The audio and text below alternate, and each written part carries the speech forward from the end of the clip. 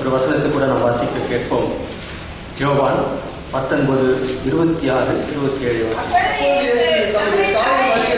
தமக்கு அன்பாக இருந்த சிசுவையும் கண்டு தம்முடைய தாயை நோக்கி, ஸ்திரியே, அதோ உன் மகன் என்றார். பின்பு அந்த சீசனை நோக்கி, அதோ உன் தாய் என்றார். அந்நேரம் முதல் அந்த சீசன் அவனை கல்லிடமாய் ஏற்றுக்கொண்டான். பரிசுத்தமுள்ள எங்கள் நல்ல ஆண்டவரே, உம்முடைய பரிசுத்த நாமம் மகிமைப்படட்டும். இந்த நாள் ஒரு அற்புதத்தின் நாள், மனுகுலத்தின் மீட்பு நாள். ஆம் ஆண்டவரே, இந்த நாளுக்காக உமக்கு நாங்கள் நன்றி செலுத்துகிறோம். நீங்கள் எங்கள் மத்தியிலே வந்து உங்கள் பிள்ளைகளை ஆசீர்வதியும். இயேசுவின் நாமத்தில் ஜெபிக்கிறேன், ஜீவனுள்ள நல்ல பிதாவே. கிறிஸ்துவுக்குள் பிரியமானவர்களே, ஆண்டவராகிய இயேசு கிறிஸ்து சிலுவையிலே மொழிந்த 3வது வார்த்தை பராமரிப்பு என்கிற வார்த்தையை குறித்து நாம் இப்பொழுது தியானிக்கப் போகிறோம். ஆண்டவராகிய இயேசு கிறிஸ்து சிலுவையிலே தொங்கிக் கொண்டிருக்கும் பொழுது இயேசுடைய தாயாகிய மரியாள் அந்த இடத்துல காணப்படுகிறார்கள். எந்த ஒரு தாய்க்கும் நேரிடக்கூடாத ஒரு அவல நிலைமை தாயாகிய அந்த மரியாளுக்கு ஏற்பட்டிருந்தது. பிரியமானவர்களே, இயேசு கிறிஸ்து பிறப்பதற்கு முன்பாக தேவதூதன் வானத்திலிருந்து இறங்கி வந்து மரியாளை பார்த்து சொல்லுகிறார், மரியாளே, நீ பாக்கியவதி, ஸ்திரீகளுக்குள்ளே நீ ஆசீர்வதிக்கப்பட்டவள் என்று கூறி நீ ஒரு குழந்தையை பெறுவாய் என்று அந்த இடத்துல அந்த தேவதூதன் அசிரியின் வார்த்தையாக அவருக்கு ஒலிக்கப்படுகிறது என்று பார்க்கிறோம். அதற்கு மரியாளோ, நான் ஒரு கன்னிகை ஆயிற்றேன், புருஷனை அறியனே, இதெல்லாம் எப்படி நடக்கும் என்று கேட்கும் பொழுது, பரிசுத்த ஆவியானவர் உன் மேலே நிழலாடுவார், நீ பரிசுத்த ஆவியின் வரத்தினாலே ஒரு குழந்தையை பெற்றெடுப்பாய் என்று சொல்லி அந்த இடத்துல தேவதூதன் கடந்து செல்வதை நாம் பார்க்கிறோம். திடீரென்று ஒரு நாளிலே ஆண்டவராக இயேசு கிறிஸ்து நியமத்தின் நாளிலே இந்த உலகத்தில் தோன்றுகிறார். வான சாஸ்திரிகள் அந்த இடத்துல வந்து தேவனை வந்து பணிந்து தொழுது கொள்கிறார்கள் என்று பார்க்கிறோம். மேய்ப்பர்கள் தேவதூதர்கள் சொன்ன செய்தியின் பிரகாரம் இரட்சகர் இயேசு மாட்டுத் தொழுவத்தில் பிறந்திருக்கிறார் என்று சொல்லி அவரை தேடி ஓடி சென்று அந்த இடத்துல பணிந்து கொள்கிறார்கள். எல்லாவற்றையும் கண்ட தாயாகிய மரியாளுக்கு ஒரு சந்தோஷம், ஒரு பூரிப்பு. ஐயோ, உன்னதமான ஒரு குழந்தையை தேவன் எனக்கு கொடுத்திருக்கிறாரே என்று ஒரு பெரிய சந்தோஷம் அவருக்குள்ளே காணப்படுகிறது. இயேசு கிறிஸ்து கானா ஒரு கல்யாணத்திலே திராட்சரசம் குறைவேற்ற பொழுது அங்கிருந்த ஜாடியிலே தண்ணீரை நிரப்பி அந்த ரசத்தை, முன்பு இருந்த ரசத்தை விட பின்பு இருந்த ரசம் சுவையுள்ளதாக மாறுபடியாக அந்த இடத்துல ஒரு அற்புதத்தை செய்கிறார். இதை கண்ட ஜனங்கள் மரியாள் இடத்துல வந்து, உம்முடைய மகனுக்கு இப்படி ஒரு பெரிய அற்புதத்தை ஒரு வல்லமையும் ஆண்டவர் கொடுத்திருக்கிறார் என்று சொல்லிய வார்த்தை அந்த தாயை பூரிப்படையதாக காணப்பட்டிருக்கும். ஆண்டவருடைய வார்த்தையை கேட்டு அந்த இடத்துல அவர்கள் கீழ்ப்படுகிறார்கள். தன்னுடைய மகனுடைய ஆசீர்வாதத்தை அந்த தாய் பார்த்து அந்த இடத்துல பூரிப்படைகிறார்கள் என்று நாம் பார்க்கிறோம். அப்படி ஒரு பூரிப்பு அவர்களுள்ளே காணப்பட்டது. ஜனங்கள் அவருடைய உபதேசத்தை கேட்டு கீழ்ப்படிந்ததை கண்டு மரியாளுக்குள்ளே ஒரு பெரிய சந்தோஷம். இயேசு இருந்த இடத்திலே இயேசு இயேசு இயேசு என்று சொல்லி அந்த 3.5 வருட காலமும் எருசலேமிலும் சரி, யூதாவிலும் சரி, இஸ்ரவேல் தேசம் எங்குமே சரி, இயேசு என்கிற நாம பெயர் அல்லாமல் வேறு எந்த பெயரும் அந்த இடத்துல உச்சரிக்கப்படவில்லை என்பது மாத்திரமல்ல, இயேசுடைய நாமம் அந்த இடத்துல மேன்மை பாராட்டப்பட்டது. குருடர்கள் காண்கிறார்கள், முறவர்கள் நடக்கிறார்கள், சப்பானிகள் எழுந்து ஓடுகிறார்கள், குஷ்டரோகிகள் சுகமாகிறார்கள். எல்லாவற்றையும் கண்கூடாக பார்த்து கொண்டிருந்த மரியாளுக்கு இயேசு கிறிஸ்துவின் அருகில் கூட செல்ல முடியாத ஒரு ஜனக்கூட்டத்தின் மத்தியிலே இயேசு அப்படி ஒரு பிரபலமாக அந்த இடத்துல இருக்கிறார். அதை கண்டு மரியாள் அப்படி பூரித்து விடுகிறார்கள் என்று பார்க்கிறோம். அப்படிப்பட்ட நிலைமையை கண்ட இயேசு திடீரென்று பார்க்கும்பொழுது மிகப்பெரிய ஒரு நேரத்திலே மரியாள் தள்ளப்படுகிறார்கள். என்னவென்று நாம் பார்த்தோமானால், ஆண்டவராகிய இயேசு கிறிஸ்து சிலுவையிலே தொங்கிக் கொண்டிருக்கிறார். அந்த காட்சியும் அந்த தாயானவர் தூரத்தில் நின்று பார்த்து கொண்டிருக்கிறார். தான் நேசிக்கிற அந்த அன்பு மகன் சிலுவையில இரத்த வெள்ளத்திலே உடல் எல்லாம் வாரினால் அடிக்கப்பட்டு ஒரு உழுவு இருந்ததாம் அவருடைய உடல். அவருடைய சிரசின் மேலே முள்முடி காணப்பட்டது. அந்த முள்முடி தன்னுடைய தலையை, இயேசுடைய தலையை குழைத்துக் கொண்டு கண்ணின் வழியாக வெளியே வந்தது என்று வேதப்பாரர்கள் கூறுகிறார்கள். அப்படிப்பட்ட ஒரு அவல நிலை. தான் பெற்ற அந்த மகனை இப்படி ஒரு நிலைமையில காண எந்த ஒரு தாயும் விருப்பப்பட மாட்டார்கள். ஆனால் ஆண்டவராகிய அந்த இயேசு கிறிஸ்து சிலுவையில் தொங்கும் காட்சியை இந்த தாயார் கண்கூடாக கண்டு கொண்டிருக்கிறார்கள். இயேசு இருந்த கோலம் அப்படி ஒரு கோலம். அந்த கோலத்தை பார்ப்பதற்கு தன் பெற்றெடுத்த எந்த தாய்க்கும் ஒரு பார்க்க தைரியம் இல்லாத சூழ்நிலை காணப்படலாம். ஆனால் தாயாரிய மரியாதை தூரத்திலிருந்து தன்னுடைய மகனை பார்த்து அப்படியே அழுது கொண்டிருக்கிறார்கள். அவருடைய அவருடைய இருதயம் சின்ன பின்னமாக ஆகியிருக்கக்கூடும். பிரியமானவர்களே, அந்த மாதிரியான நிலைமையில சிலுவையில் தொங்கிக் கொண்டிருக்கிறார் இயேசு. இயேசுவின் நிலையை நாம் பார்த்தோமானால் நம் தியானத்துக்கு போல முள்முடி சூட்டப்பட்டு வாரினால் அடிக்கப்பட்டு முந்தைய நாள் முழுவதும் தூக்கம் இல்லாமல் அவரை அங்கும் இங்குமாக அலைந்து திரிந்து கொண்டிருந்த அலைந்து இழுத்து கொண்டிருந்த நேரம், சோகமான நிலையில இயேசு காணப்பட்டார். அந்த நிலையில் தான் அந்த தாயினுடைய அழுகையை அவர் கேட்டிருக்கக்கூடும். தன் தாயினுடைய அந்த சத்தத்தை அவர் கேட்டிருக்கக்கூடும்.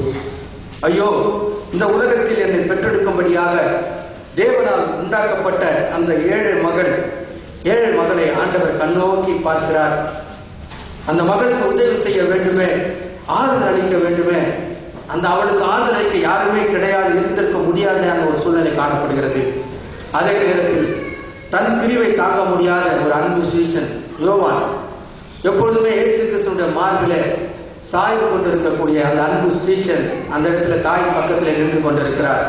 அதை பார்த்துதான் ஆண்டவர் சொல்கிறார். அந்த நேரத்தில் அவர் அந்த அந்த யோவானுடைய இயக்கத்தையும் அவர் அறிந்திருப்பவராக இருக்கிறார். அவருடைய உள்ளம் இயேசுவே இயேசுவே என்று ஏங்கி கொண்டிருப்பதை அவர் அறிந்திருக்கக்கூடும். பிரியமானவர்களே, மரியாதை பார்த்து இந்த நிலையில் தான் சொல்லுகிறார், அதோ உன்னுடைய மகன் என்றும் அதோ உன்னுடைய தாய் என்றும் அவர் அந்த இடத்துல ஆண்டவர் அந்த உறவை ஏற்படுத்தி கொடுக்கிறார் என்று பார்க்கிறோம்.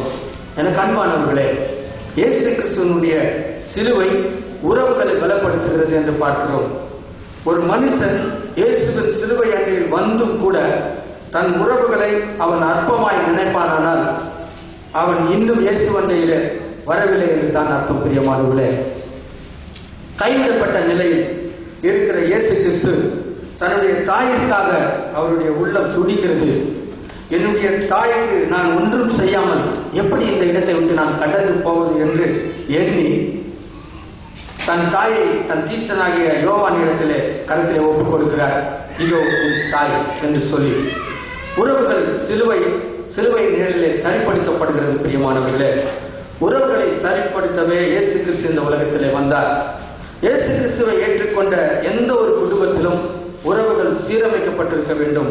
அதைத்தான் சபை போதிக்கிறது, அதைத்தான் வேதமும் போதிக்கிறது, அதையேத்தான் அருள்நாதராக இயேசு கிறிஸ்து விரும்புகிறார் என்று பார்க்கிறோம்.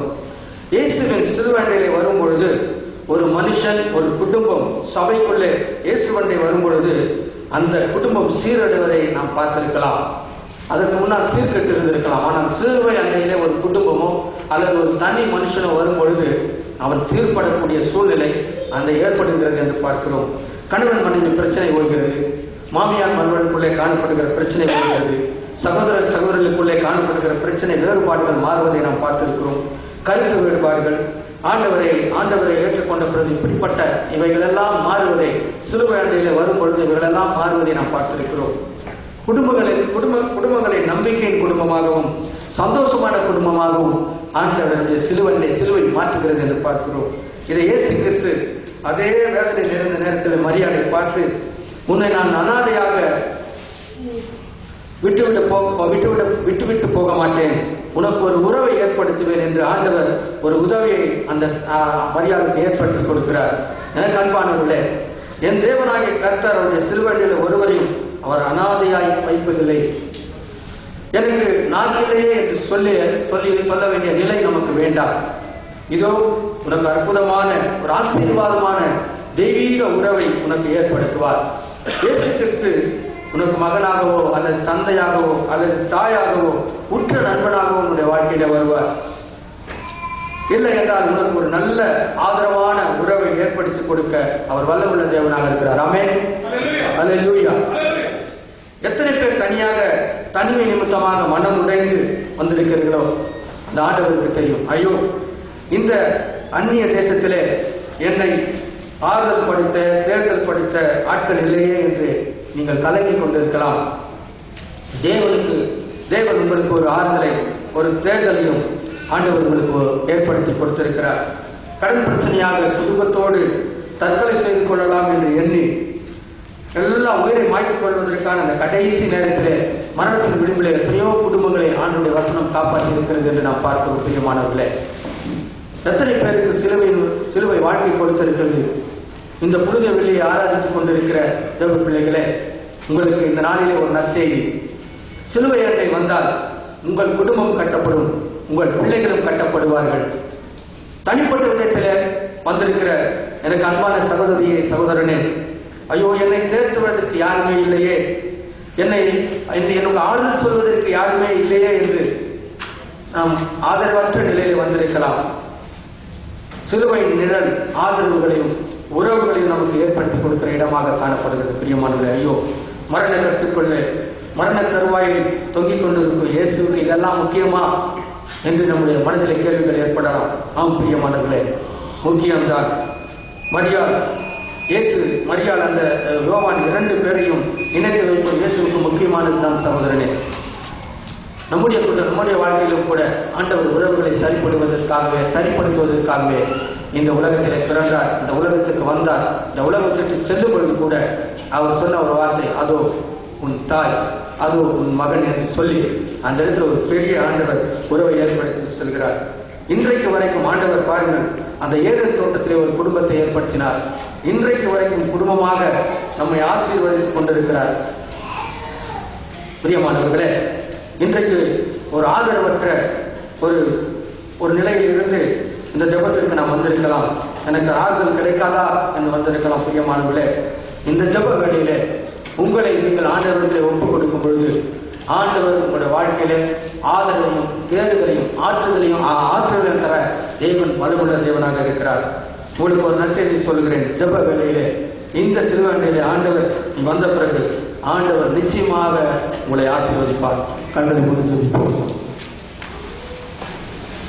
உனக்கொருவர் இருக்கிறார், உன்னை விசாரிக்க துடிக்கிறார், உன்னையும் என்னையும் இயேசு நேசிக்கிறார், நம்மை உள்ள கைகளில் வரைந்திருக்கிறார்.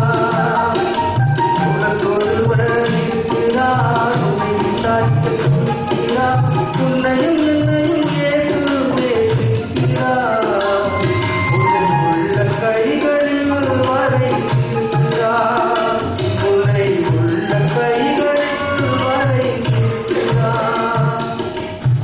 அன்பா நேசிக்கிற எங்கள் அன்பு நல்ல ஆண்டவரே, அருமையான நேரத்திற்காக மக்களுக்கு நன்றி செலுத்துகிறோம்.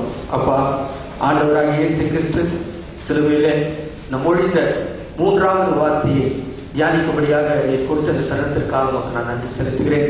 விசேஷமாக தேவன் எங்களுக்கு ஆறுதலையும் தேர்தலையும் குடும்பத்தை கட்டுவர்களாக உறவுகளை ஏற்படுத்தி கொடுக்கிற தேவனாக இருக்கிறபடினாலே ஆண்டவரே, நாங்கள் தானித்த இந்த வசனம் எங்களை மனதிலே நிலைநிற்கும்படியாக, எங்கள் ஒவ்வொருவரையும் மாற்றும்படியாக, ஆற்றும்படியாக, தேற்றும்படியாக உடைய கரங்களை எங்களை தாழ்த்தி நாங்கள் ஒப்புக் கொடுத்து ஜெபிக்கிறோம். துதி, கனம், புகழ், மகிமை எல்லாவற்றையும் நாங்கள் நமக்கு செலுத்துகிறோம். மீட்பெரும் மறுமலர்ச்சிகரமாக இயேசு கிறிஸ்துவின் இனிய நாமத்திலே ஜெபிக்கிறோம் எங்கள் ஜீவன நல்ல பிதாவே.